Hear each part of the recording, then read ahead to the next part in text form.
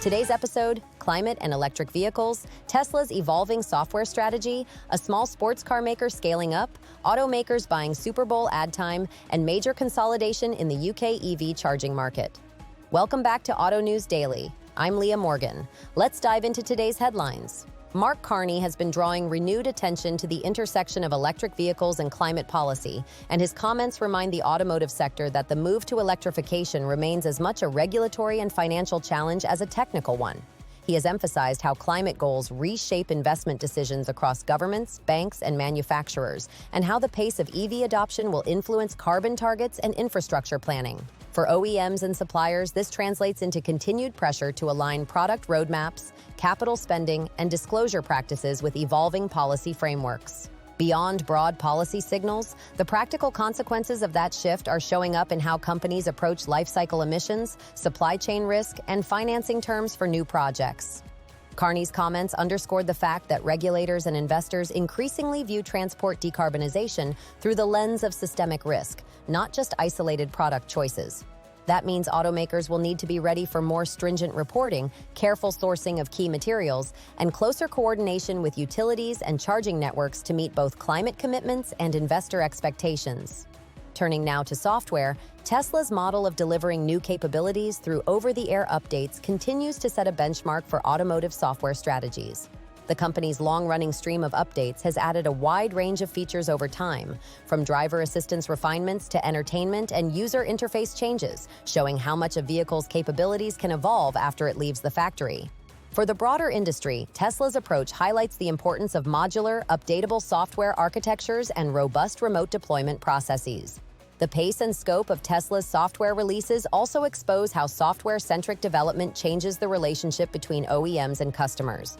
Owners receive new functionality and improvements, but manufacturers must also manage quality control, cybersecurity, and regulatory scrutiny that come with remote updates. Tier 1 suppliers and software vendors are watching closely. The ability to roll out features quickly is now a competitive differentiator, but it requires new skills, new testing regimes, and tighter integration between hardware and software suppliers. Moving on to the lower volume end of the market, the British startup Wells is preparing to ramp production of its Vertige sports car, a lightweight machine tipped at 850 kilograms. The decision to increase output reflects growing confidence in niche performance vehicles, and it underscores the varied opportunities available within the transition to electrified and lighter vehicles.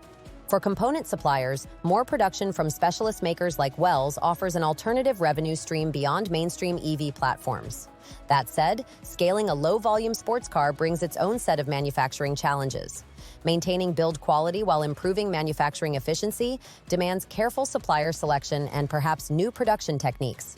It also raises questions about demand sustainability and how boutique manufacturers will balance craftsmanship with the need for consistent deliveries, a dynamic that suppliers and logistics partners will need to manage as demand grows. Now to automotive marketing on one of the world's largest stages, several major OEMs, including GM, Toyota, and Volkswagen, are confirmed to advertise during the Super Bowl. That kind of exposure is about more than brand presence.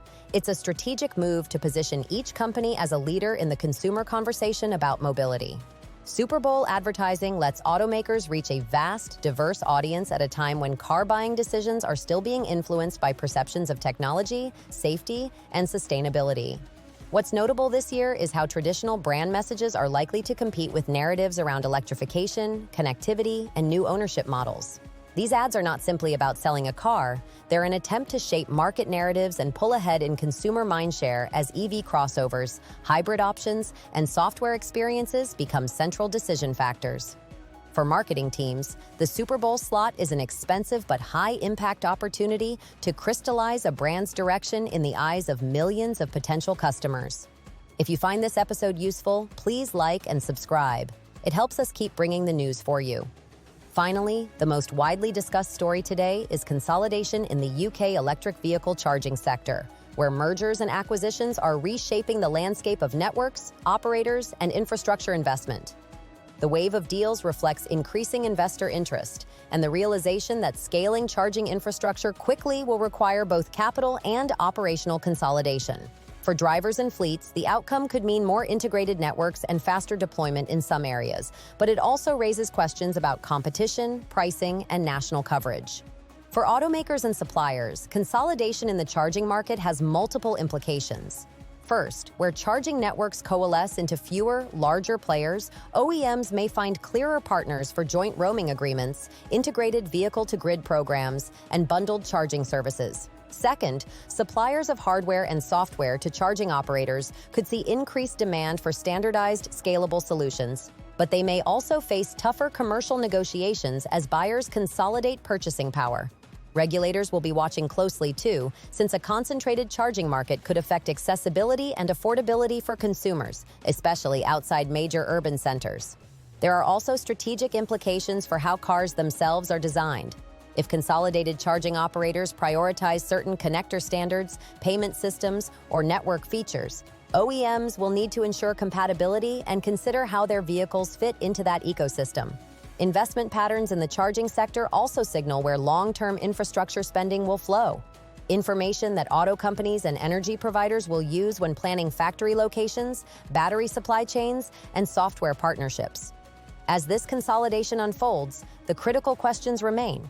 Will mergers accelerate convenient, reliable access to charging across the country, or will they concentrate control in ways that limit choice for consumers? Will regulatory frameworks evolve fast enough to balance investment incentives with consumer protection?